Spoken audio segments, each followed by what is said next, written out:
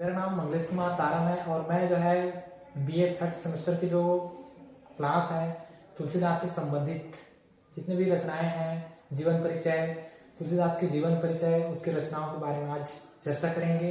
तो पहले देखते हैं हम लोग उसका थोड़ा सा परिचय। तो तुलसीदास का व्यक्तित्व और उसकी रचनाओं से संबंधित हम लोग जानकारी इकट्ठा करेंगे।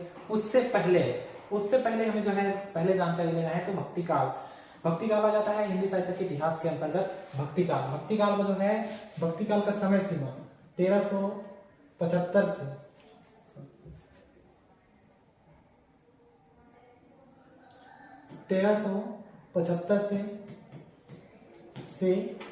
1700 तक इसका समय सीमा माना जाता है। भक्ति काल का और इसे जो है भक्ति काल को जो है दो धाराओं में बांटा गया है। पहले निर्गुण काव्य धारा और दूसरा आ जाता है सगुण काव्य धारा।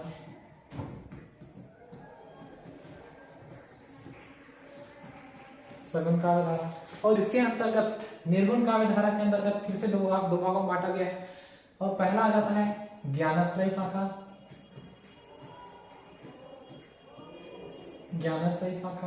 दूसरा आ जाता है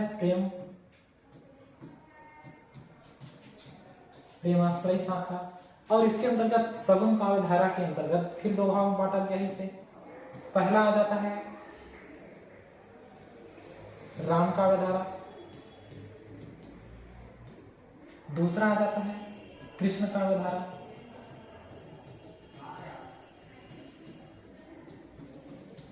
धारा। इसके अंतर्गत हमें जो पढ़ना है सगुण भक्ति काव्य धारा के प्रतिनिधित्व कवि राम काव्य के अंतर्गत तुलसीदास जी आ जाते हैं। तो आगे देखते हैं तो तुलसीदास जी आ जाते हैं सगुण भक्ति काव्य धारा के प्रतिनिधित्व कवि के अंतर्गत। तुलसीदास जी आते हैं तो उसके जीवन से संबंधित है ना, हमें आज जो पढ़ना है तो उस तुलसीदास के जीवन परिचय है ना। तो तुलसीदास का जीवन परिचय के अंतर्गत जीवन व्यक्ति आ जाएगा, उसका जन्म तिथि आ जाएगा, जन्म स्थान आ जाएगा, उसके माता पिता कौन है, उसके विवाह किसके साथ हुआ था, उसके पुत्र क्या है, उसके पुत्र कौन कौन है, उसके गुरु का क्या नाम है और बचपन का क्या नाम है, ये सब चीजें हमें जो है आगे देखेंगे। तो पहला आ जाता है उसका जीवन वृत्ति। तो जीवन वृत्ति के अंतर्गत अंतः साक्ष्य के अंतर्गत जीवन तुलसीदास द्वारा लिखित ग्रंथ आ जाते हैं। और बाह्य साक्ष्य के अंतर्गत गोस्वामी गोकुलनाथ द्वारा लिखित 252 वैष्णव की वार्ता, नाभादास का भक्तमाल और बेनी माधवकृत गोसाई चरित और तुलसी चरित ये प्रमाणित ग्रंथ माने जाते हैं। और जैसे ही आगे बढ़ते हैं तो उसकी जन्मतिथि में कुछ मतभेद है विद्वानों में भी, और बहुत सारे जो विद्वान हैं वो लोग अपने अपने मत के अनुसार से अलग अलग तिथि या डेट जो है निर्धारित किए हैं, समय जो है निर्धारित किया गया है। जैसे जन्मतिथि देखा जाए तो संवत 1589 माना गया है, इसमें मतभेद है। और मृत्यु में भी सर्वमान्य के अनुसार से 1680 स्वीकार किया गया है ना। और देखते हैं तो उसका जन्मतिथि जो है 1554 मानने वाले बेनी माधव दास कृत गोसाई चरित में मिलता है। उसी तरह से रघुवर दास रचित तुलसी चरित में मिलता है। और अगला देखें तो जन्मतिथि में भी संवत 1583 माने हैं है ना। इसके अंतर्गत शिव सिंह सेंगर कृत शिव सिंह सरोज में मिलता है। और अगला देखें तो जन्मतिथि 1589 माने हैं। इसके अंतर्गत राम गुलाब राय द्विवेदी, जॉर्ज ग्रियर्सन, माता प्रसाद गुप्त और अंतः साक्ष्य के अंतर्गत इन्हें माने हैं है ना। तो उसी तरह से जन्मतिथि में भी 1589 युक्ति संगत रहा है। और सर्वसहमति से देखा जाए तो इसका जन्म जो है 1532 माना गया है और मृत्यु 1680 स्वीकार किया गया है ना। तो हम आगे बढ़ते हैं और तो देखते हैं कि जन्म स्थान में भी मतभेद है। जन्म स्थान अनिश्चित है ये है ना। कुछ लोग मानते हैं राजापुर मानते हैं, कुछ लोग मानते हैं सोरो मानते हैं है ना। सोरो यानी सुकर क्षेत्र को माना गया है। तो राजापुर मानने वाले गोसाई चरित में मिलता है, तुलसी चरित में मिलता है और शिव सिंह सेंगर में मिलता है। और देखा जाए तो पंडित राम गुलाब राय द्विवेदी ने भी कहा है कि राजापुर ही इनका जन्म स्थान माने हैं। लेकिन सोरो भी एक गांव का नाम है या फिर एक क्षेत्र का नाम है, तो उसमें भी लाला सीताराम लाला सीताराम, गौरी शंकर द्विवेदी, राम नरेश त्रिपाठी, मदन रामदरस भारद्वाज बांधा जिले के गरजेटिया में अंतर साक्ष्य के अंतर्गत माना जाता है। बांधवगढ़ के राजापुर क्षेत्र में इसका जन्म माना गया है ना, तुलसीदास जी का जन्म को। और आगे देखते हैं तो उसके माता का नाम तुलसी देवी और पिता का नाम आत्माराम दुबे माने हैं, है ना। उसी तरह से उसका विवाह जो है राजापुर के दीनबंधु पाठक की पुत्री रत्नावली से हुआ था। उसके पुत्र का देखा जाए तो उसके पुत्र का नाम जो है तारक था, लेकिन कुछ समय बाद उसकी मृत्यु भी हो जाता है।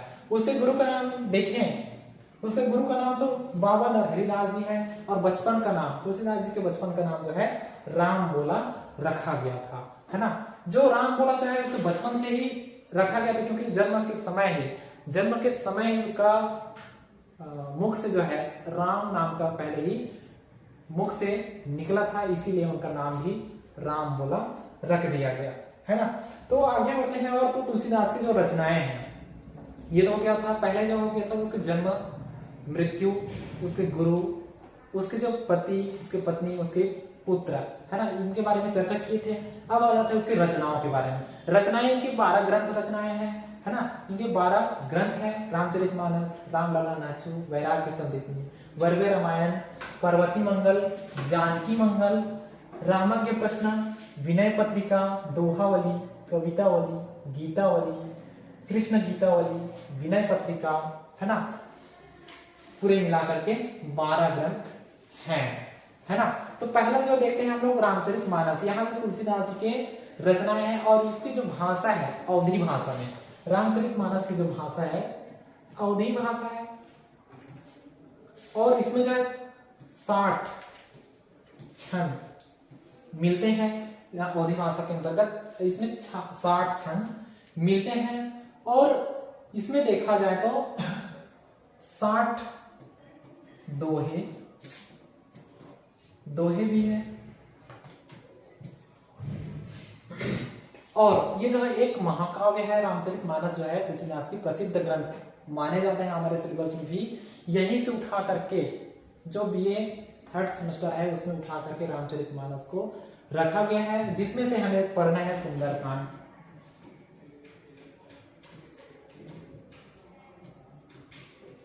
सुंदरकांड पढ़ना है। सुंदरकांड के अंतर्गत सुंदरकांड को जो है 7 कांड, रामचरितमानस को जो है रामचरितमानस को जो है 7 कांडों में विभाजित किया गया। तो पहला आ गया बालकांड। बालकांड के अंतर्गत राम के जन्म से लेकर अयोध्या गमन, जन्म से लेकर विवाह तक की घटना मिलता है ना। तो उसके बाद जो है अयोध्या कांड में विवाह के पश्चात जो है उसकी जो घटना चलता है, तो उसमें जो है कैकेयी,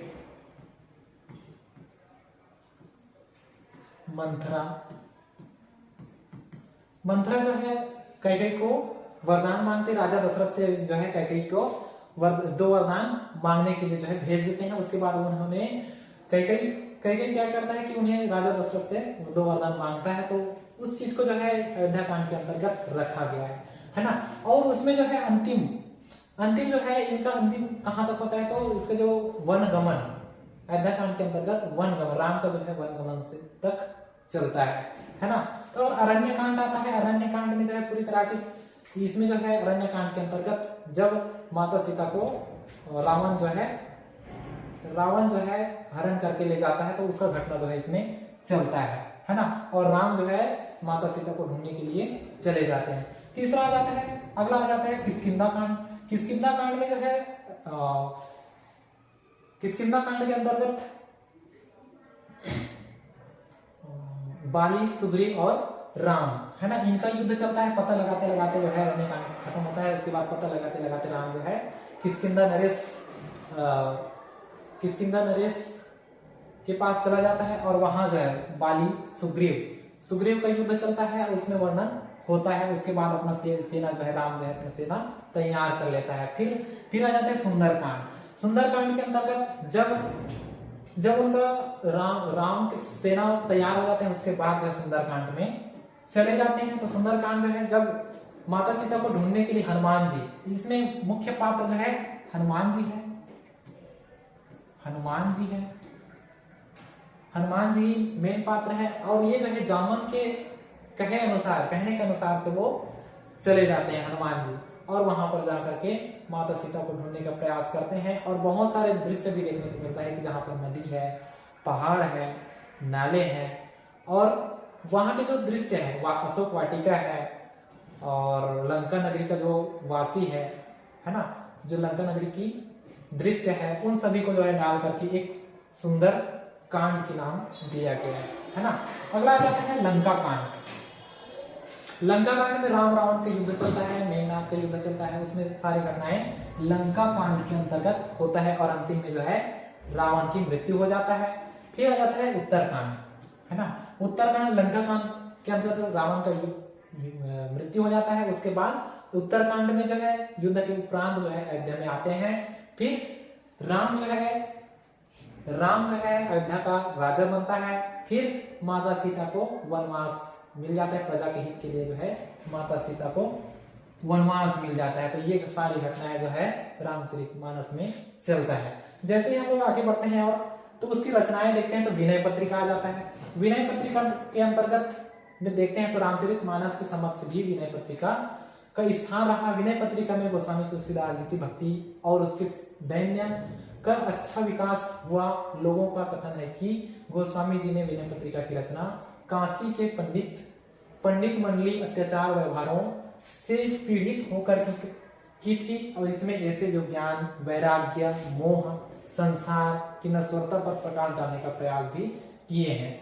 उसी के साथ साथ अत्यधिक परिमार्जित भी हुआ, और बेनी माधव के मत अनुसार इसकी रचना 1639 रखा गया है। फिर दूसरा आ जाता है दोहावली। दोहावली की रचना देखें तो 1626 है। गोस्वामी तुलसीदास जी के उपदेशात्मक और भक्तिपूर्वक दोहे कल्पित रहा है। ऐसा प्रतीत होता है कि वहां दोहावली की रचना गोस्वामी तुलसीदास जी के पश्चात उनके भक्तों और प्रेमियों द्वारा हुआ है ना। और जिसमें उनके नए और पुराने दोहे संग्रहित हुए हैं दोहावली के अंतर्गत। और आगे देखते हैं तो कवितावली आ जाता है। कवितावली भी रामचरितमानस की तरह ही मानस को आधार मानकर कवितावली रामायण की रचना भी हुआ है ना। फिर इसका जो इनमें सब मिलाकर 637 छंद है। इसकी भाषा विशुद्ध रहा, और इसकी मधुर ओजस्विनी रहा। सारा ग्रंथ कविता, सवैया,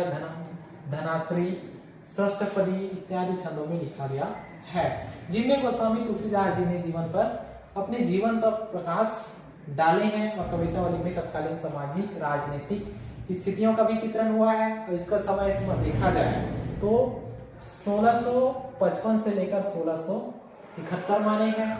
फिर आ जाता है गीतावली। गीतावली यहाँ कृष्ण साहित्य से प्रभावित है, यानी इस गीतावली में जो है राम से संबंधित नहीं है, ये जो है काव्य जो है कृष्ण से संबंधित है। और इसमें जो है रामचंद्र जी की कथा का चित्रण भी मिलता है, यानी बीच बीच में जो है रामचरितमानस को भी रामचंद्र जी को डालने का प्रयास किया गया है। इसकी भाषा से नहीं देखा जाए तो ब्रज भाषा है, और खड़ी बोली ललित और माधुर्य गुणों से युक्त। इसमें संयोग और वियोग पक्ष को दोनों को लेने का प्रयास किए हैं। और देखा जाए तो मातृ हृदय का भी जैसा चित्रण गीतावली में हुआ है, वैसा गोस्वामी तुलसीदास जी ने किसी अन्य ग्रंथ में नहीं मिलता है। और इसकी शैली अष्टछापी कवियों की माधुर्य प्रधान गीति शैली में मिलती जुलती इसकी भाव बड़ी सरलता से हृदय हारने भी नजर आता है। और इसका समय सीमा भी 1616 से लेकर 1628 माना गया है ना। फिर आगे देखते हैं तो रामायण के प्रश्नावली आ जाता है। रामायण के प्रश्न आ जाता है, तो इसका रचना काल के संबंध में लोगों ने विभिन्न मत प्रस्तुत किए हैं। यानी इसमें जो है इसका जो रचना है वो, इसका जो समय सीमा है वो बहुत सारे विद्वानों ने अलग अलग माने हैं। जैसे इसका समय है 1669 माने, किसी का कथन है कि 1669, किसी का कथन है कि 1655, किसी का कथन है कि 1620 के लगभग माने हैं। तो ऐसे इसका रचना काल में कोई एक सर्वसम्मति से सहमत नहीं हुए हैं, तो कोई मानता है कि 1623 बताते हैं। इस कथा में वाल्मीकि रामायण के आधार पर ये रावण के प्रश्न को रखे हैं।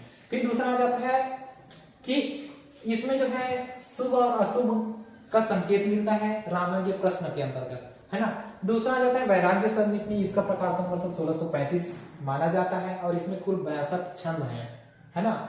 और मंगलाचरण, संत स्वभाव वर्णन, संत महिमा का वर्णन, शांति का वर्णन यहाँ दोहे चौपाई चौथे में लिखा गया है। और अगला आ जाता है तो देखते हैं उनकी रचना जो है पार्वती मंगल। इसमें जो पार्वती मंगल के अंतर्गत शिव और पार्वती विवाह की कथा है और इसमें 164 छंद है और इसकी रचना काल का देखा जाए तो 1643 के आसपास माना जाता है और इसकी भाषा पूर्वी अवधि ही है और परंतु कहीं कहीं पर इसमें ब्रज भाषा का भी प्रयोग देखने को मिलता है ना।